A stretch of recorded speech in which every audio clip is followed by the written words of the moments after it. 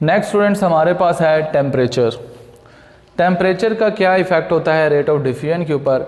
तो जैसा कि स्टूडेंट्स आप जानते हैं कि डिफ्यूजन जो है वो हमेशा जो है वो मूवमेंट है मॉलिक्यूल्स की, आयंस की, from area of higher concentration towards the area of lower concentration down the concentration gradient. ये हम डिफ्यूजन की डेफिनेशन बोलते हैं, करते हैं।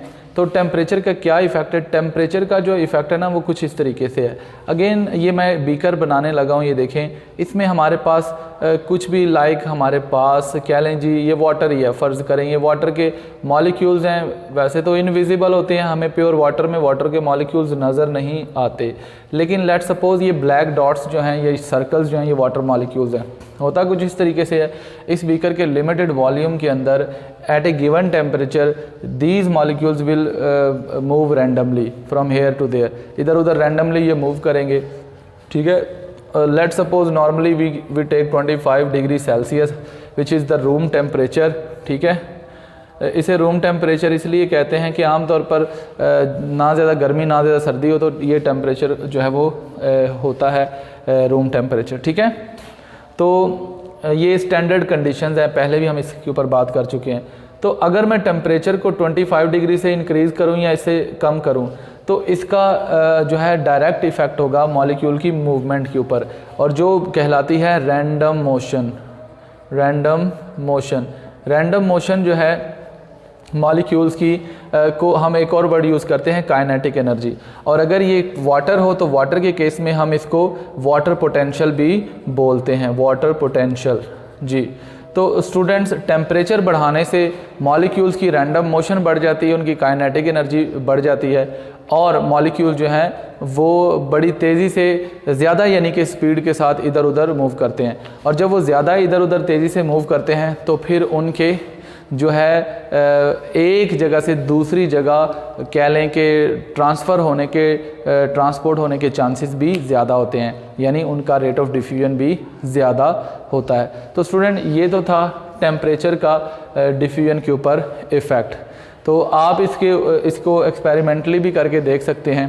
ठीक है, डिफ्यूजन को लाइक आप एक इस तरीके से वाटर का बाउल लें, ठीक है, और उसको 25 डिग्री पर पहले रखें। ठीक है, उस पर एक छोटा सा ड्रॉप इंक का, ब्लू या ब्लैक इंक का ड्रॉप उसके ऊपर बड़े आराम से रखें।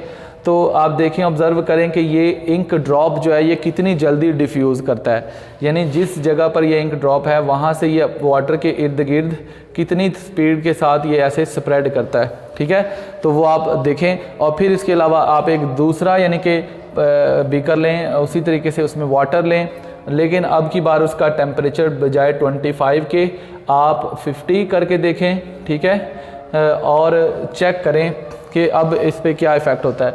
और लाजमी तौर पर आप देखेंगे कि ये जो इंक का ड्रॉप है ये हायर टेम्परेचर पे ज़्यादा जल्दी वाटर में डिज़ोल्व हुआ है। ठीक है, इवनली ज़्यादा जल्दी से डिज़ोल्व हुआ है। तो इसकी रीज़न क्या है, उसकी वजह सिर्फ यही है कि टेम्परेचर ज़्यादा होने से मॉलिक्यूल की मूवमेंट ज़्यादा हो जाती है और इस तरीके से रेट ऑफ डिफ्यूजन भी ज़्यादा हो जाता है। ठीक है, तो इस तरीके से स्टूडेंट्स आप रेट ऑफ डिफ्यूजन को रेट ऑफ डिफ्यूजन का टेम्परेचर का क्या इफ़ेक्ट है ये देख सकते हैं जी। नेक्स्ट हम लास्ट में देखेंगे नेचर ऑफ द मॉलिक्यूल। जी स्टूडेंट्स, इस सेक्शन में हम देखेंगे जो कि लास्ट है, नेचर ऑफ द मॉलिक्यूल्स और ions on the rate of diffusion, यानी मॉलिक्यूल की नेचर का रेट ऑफ डिफ्यूजन पर क्या असर है, तो ये हम देखते हैं। तो स्टूडेंट्स, मॉलिक्यूल जो है या आयंस की नेचर जो है इसमें हम पहले भी बात कर चुके हैं कि जो पोलर सब्सटेंसेस होंगी वो सेल मेम्ब्रेन के आर पार जो है वो आसानी से हो जाएंगी if they are small in size. ठीक है, लाइक मैंने बताया है आप लोगों को, वाटर जो है ये पोलर है लेकिन ये स्मॉल मॉलिक्यूल है। ठीक है, स्मॉल मॉलिक्यूल है तो इसकी मूवमेंट जो है सेल मेम्ब्रेन के ज़रिए आसान होगी। सिमिलरली जो नॉन पोलर हैं लाइक ऑक्सीजन है, कार्बन डाइऑक्साइड है, ये नॉन पोलर तो हैं लेकिन ये स्मॉलर मॉलिक्यूल हैं। ठीक है, तो अगेन इनकी भी सेल मेम्ब्रेन से जो है वो गुज़रना आसान होता है, लेकिन नॉन पोलर मॉलिक्यूल्स और आयंस जो कि लार्जर इन साइज़ के हैं, ठीक है, उनकी मूवमेंट जो है वो नहीं हो सकती। तो नेचर ऑफ द मॉलिक्यूल और आयंस के ऊपर भी डिपेंड करता है।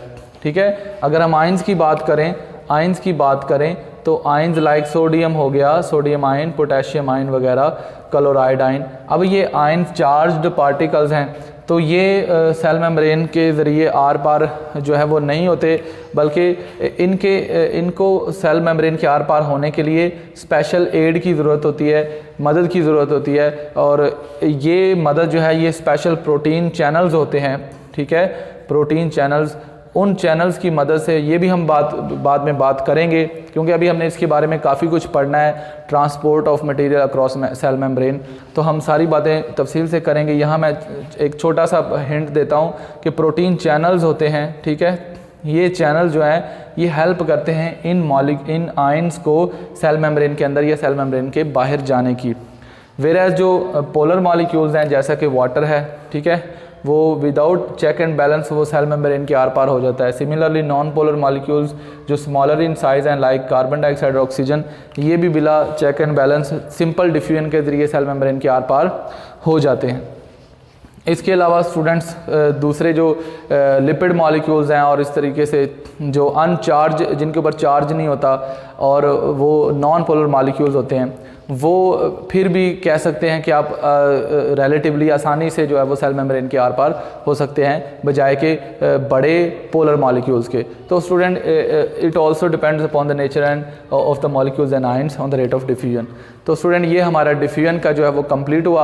आखिर में डिफ्यूजन के बारे में ये बात याद रखिएगा कि डिफ्यूजन एक ऐसा प्रोसेस है जो सिर्फ शॉर्ट डिस्टेंसेस के लिए मॉलिक्यूल्स की ट्रांसपोर्ट करवाता है। लॉन्ग डिस्टेंसेस के लिए मतलब एक सेल से दूसरे सेल, ठीक है, मैक्सिमम या within the cell from one place to another molecules की मूवमेंट जो है वो करवाता है। तो इसलिए डिफ्यूजन जो है ये सिर्फ छोटे मोटे एनिमल्स में या एक से दो सेल्स के दरमियान ही होता है। लॉन्ग डिस्टेंसेस पे डिफ्यूजन का अमल नहीं होता, there are other processes involve.